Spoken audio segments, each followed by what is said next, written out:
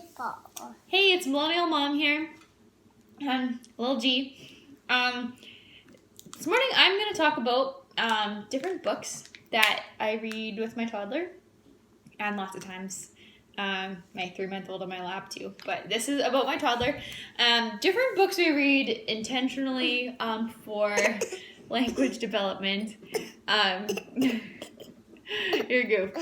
I'm an educator when I'm not a mom or before I had kids. So language development, vocabulary, very important to me. And so we all love reading our kids' books, right? Well, maybe we don't, but we do it. It's a thing you do with kids. But it's pretty easy to just like mindlessly pull books out and read them and whatever. Don't think much of it. But the difference it can make if you intentionally choose the books you're going to read and the time of day you're going to read them is huge for how quickly they can develop words. And once your little munchkins can talk, it is so much easier to negotiate with them, to teach them more things, right? Like, it's just like they develop exponentially once they have a pretty good array of words. So, okay, let's jump right into it. I have a few different books here I'm going to show you. I'm not advertising for these specific books. I'm just showing you some of the features I have in different ones that I found in different ones that are good for different things. Okay, let's start with this. The I Can Read books. You might think, an I Can Read book? She's 2. What are you talking about? Am I getting her to read this book? No. But something about the I Can Read books is that they'll repeat language. They'll use words over and over, and they do that for a reason. They do it because when kids are learning to read, it's good for them to recognize the same word over and over and over. It's also good for toddlers to hear words over and over and over used in a specific context, or even slightly different contexts throughout this book, because they'll learn those words easily, and they'll learn exactly how to use them and how to use them in different ways. So especially in the morning when your toddlers are bright and alert and they're just soaking up every little bit of language you can give them, I like to read these ones because she can actually follow along. What are you talking About this book, the chipmunk book you like to read. They can follow along with the actual language. They're not just paying attention to the pictures and the story in general. They can actually focus in on some of those words and pick up new language that way. So the I Can Read books. If you want to take it one step further, because you see the same words over and over and over, you can even follow with your finger and point along to the words. And depending on where they're at, they might start to recognize some of those words too. Okay, another book, so totally different. This one is called My Many Colored Days. So just an example, but this one doesn't have a lot of words, but it has big concepts. So it gives us a lot of time to discuss.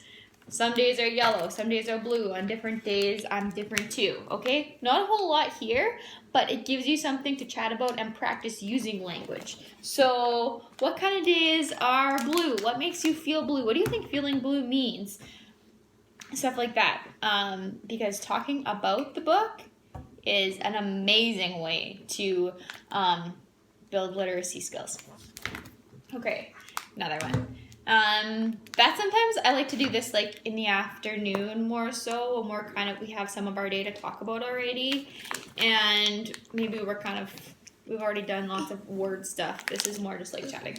Okay, another one. So this is more of a baby book, and you'll say, what, a 2-year-old? They don't need these big, thick cardboard books anymore. But this one's great specifically because we're still working on learning a few of our letters, right? And sounds and what goes with different letters. So big, bright, memorable pictures. So here, the A page. We'll go to the A page so you can recognize that's an A. We'll trace it with our fingers, and then we'll talk about different things that start with A, right? So as far as learning letters, this is great. We go back to a book that we read when we were 3 months old. We dig it back out again. Awesome for that. Okay, I have a couple more here. Repetition books. This one we know off by heart, and we can manipulate it, which is awesome, okay? So Polar Bear, of course. Eric Carle has a million books like this.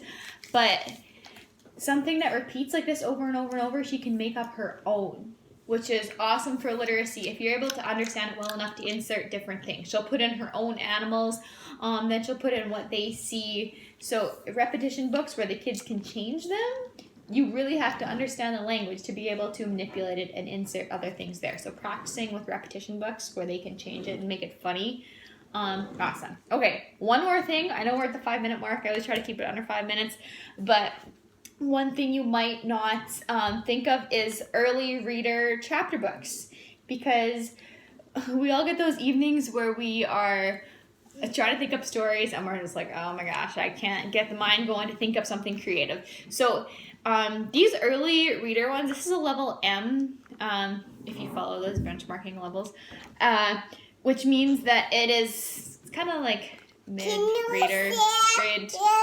Just off the top of my head, I'm thinking like grade 3 to 4. Yes, we love Junie B. Jones, right? So if she was to read this herself, yeah, like grade 3 or 4 would be average. But it's simple enough language that if you're reading it out loud to a little tyke, they can follow the story, right? I'm not going to go read her like Little House or anything yet.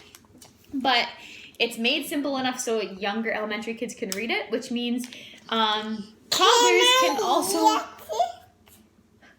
Can you read it? After this, we'll read it. They can follow the story. And they're funny. If you can... I eat this? Sure you can. Yes, thanks for asking. If you can get humor into their language, it's actually a really impressive skill. It seems like a nothing kindness, but if kids can get jokes and be able to tell jokes, it's a great literacy skill. So, there we have a few books that I read intentionally to her. Of course, we have an array of books that are totally just for fun, because reading should be fun. But these are ones I use to develop her language. So, see you later. See you later.